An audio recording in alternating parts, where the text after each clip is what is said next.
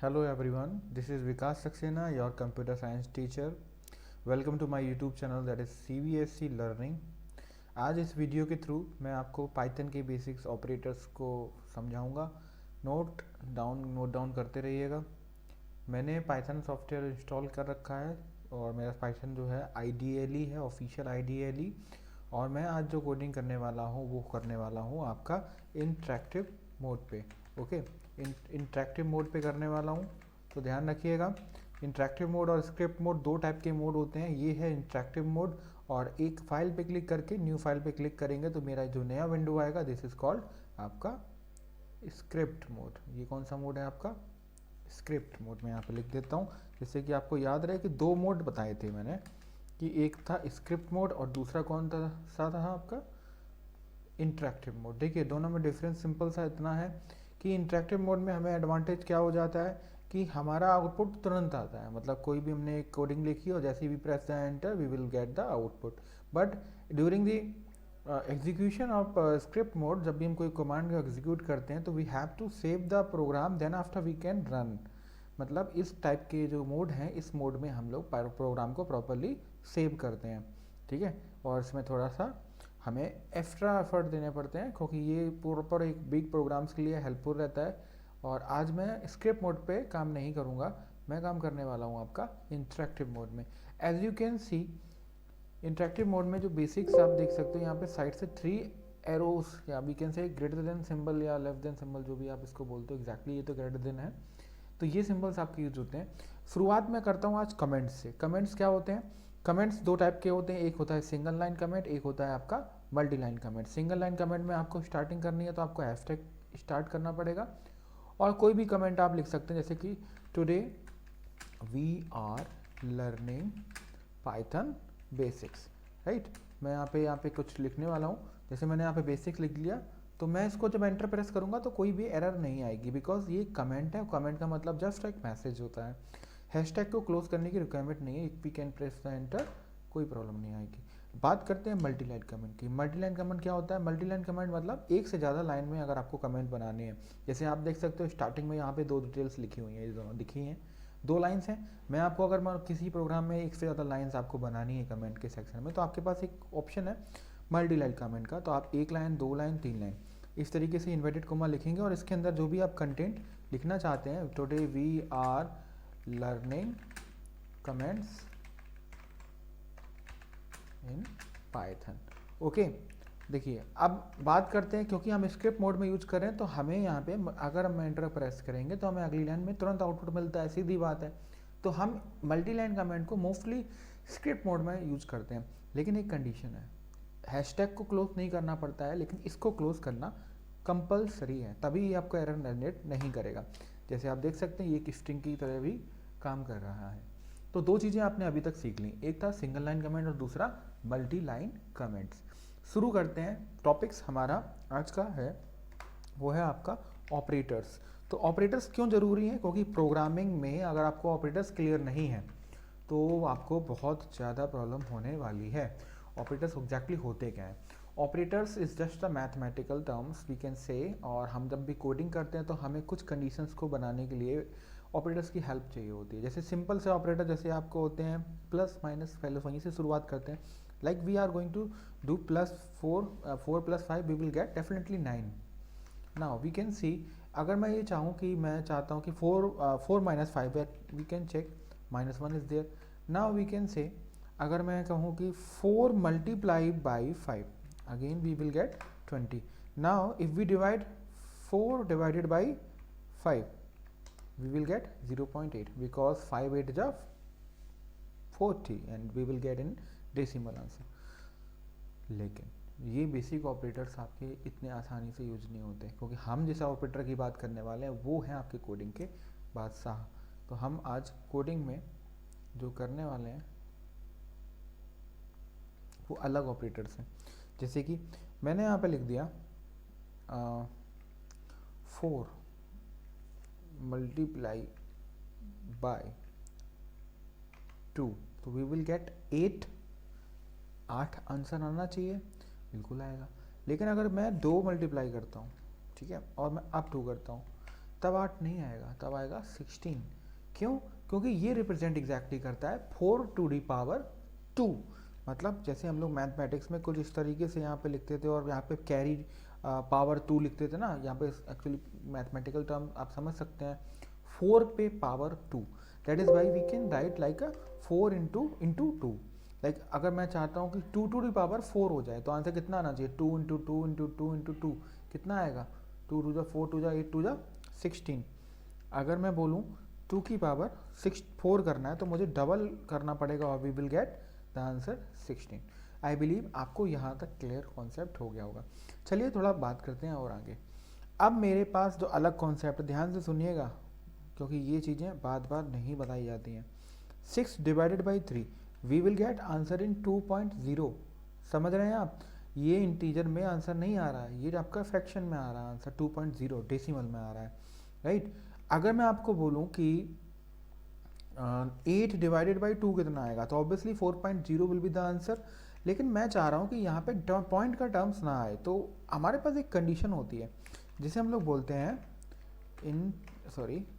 Integer या फिर floor division. क्या होता है इसका मतलब वो जानते हैं धीरे धीरे।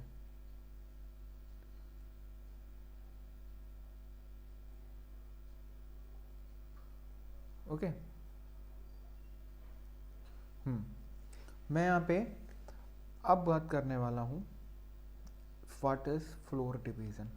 Floor division not is like a division, बस डबल डिवीजन कह सकते हैं, we can say double division like 6 divided by 3, but we are going to do 6 double divided by 3. The answer would be 2, not in 0. Okay, आप लोग समझे? 0 में नहीं आएगा।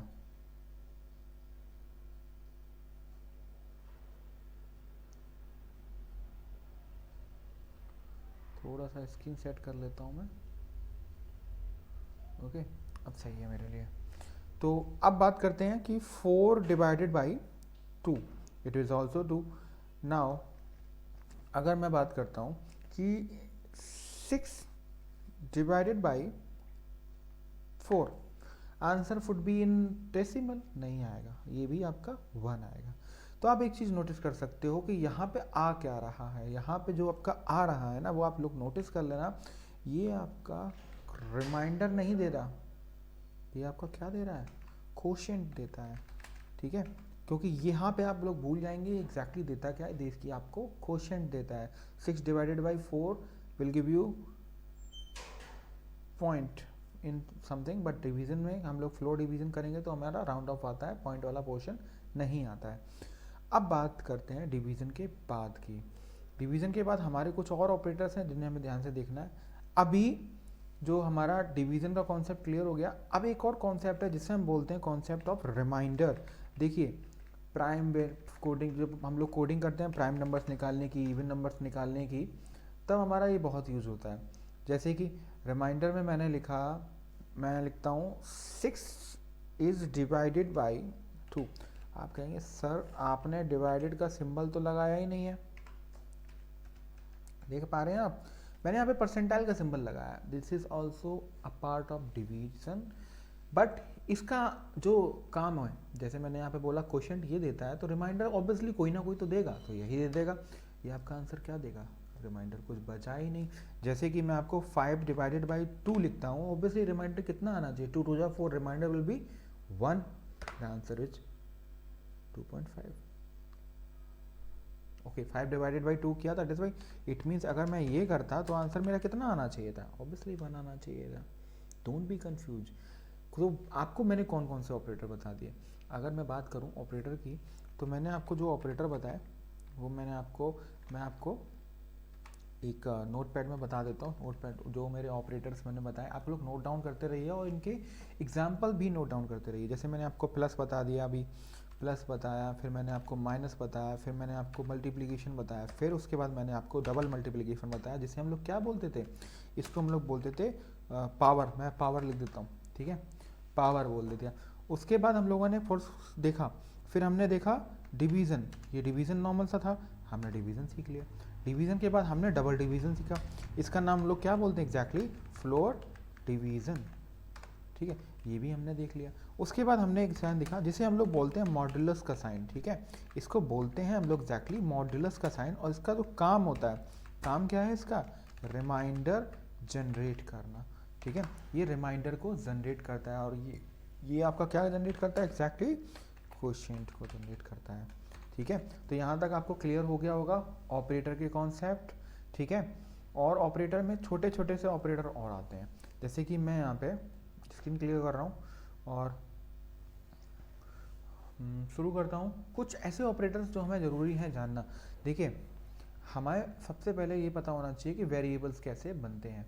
वेरिएबल्स बनाने के लिए हमें वेरिएबल पता होने चाहिए एग्जैक्टली क्या है। अगर आप मैथ में, आपने मैथ थोड़ी बहुत पढ़ी है, math in the sense class 6 में तो सबने पढ़ी है, मैथ में वेरिएबल्स होते थे। और we know that variable doesn't have fix value. Variable की कोई फिक्स वैल्यू तो होती नहीं है। तो जैसे मैंने ए वेरिएबल ले लिया और ए की वैल्यू मैंने लिख दी 5। अब मैं ए को प्रिंट कराऊंगा, मैं ए की वैल्यू चेक करना चाहता हूँ कितनी है, तो ऑब्वियसली 5 आने वाली है। फिर से सुनो, ए की वैल्यू मैंने लिख दी 6। अब ए की वैल्यू बताओ कौन सी आएगी? भाई पुरानी वैल्यू डिलीट हो जाएगी, नई वैल्यू आ जाएगी। कितनी आ जाएगी? 6। इसका मतलब वैल्यू बदलती रहती है, राइट? तो वैल्यू बदलेंगे, दिस इज कॉल्ड वेरिएबल। अगर मैंने बी की वैल्यू मान लीजिए 6 लिखा, तो इस बार बी की वैल्यू कितनी है? 6। और ए की वैल्यू कितनी है? ये भी 6 है। तो वेरिएबल क्या है? Just store the values. It can be in integer, it can be in string.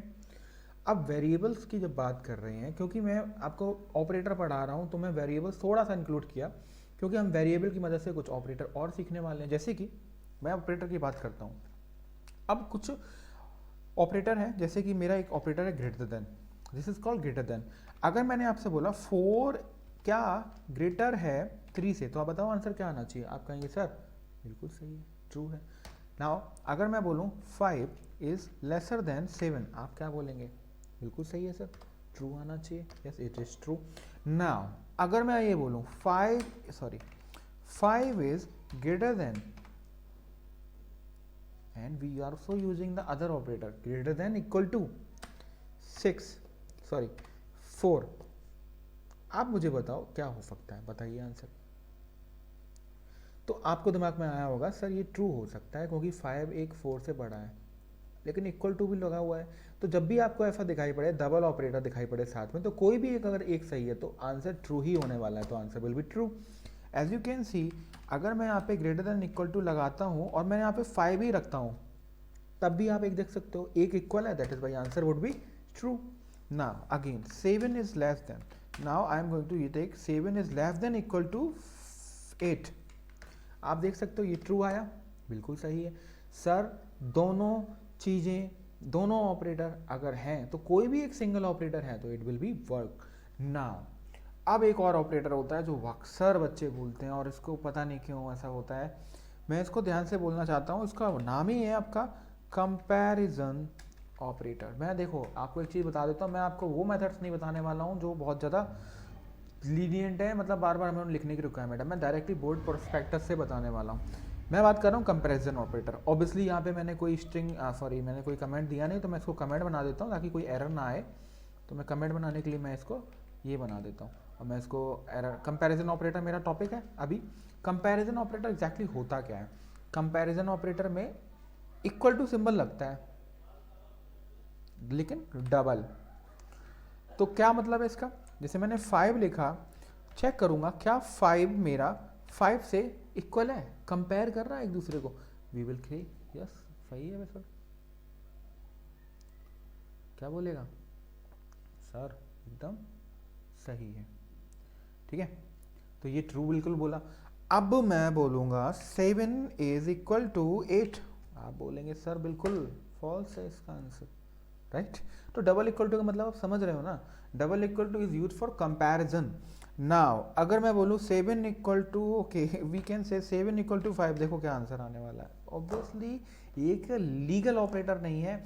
आप अगर दोनों नंबर को कंपेयर करना चाहते हो तो आपको कंपैरिजन ऑपरेटर लगाना चाहिए, ना कि assignment operator.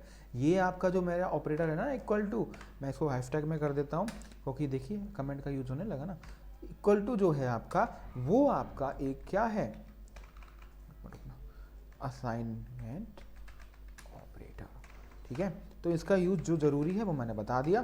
This is called assignment operator. मतलब ए की वैल्यू अगर मैं 5 रखूँगा नो इशू, अगर मैं ए की वैल्यू 6 रखूँगा, आप लोग समझ रहे होंगे सर ए की वैल्यू 5 के लिए आपने सिंगल लिखा और डबल इक्वल टू लिखा तो कंपैरिजन होगा। बिल्कुल सही सोच रहे हैं, ए की वैल्यू 5 है मतलब ए की वैल्यू 5 हो गई है। अब हम क्या करने वाले हैं, अगली लाइन में चेक कर रहे हैं क्या ए की वैल्यू भैया 6 के बराबर है, तो ऑब्वियसली नहीं है, फॉल्स है। समझ पाए कॉन्सेप्ट ऑफ डबल इक्वल?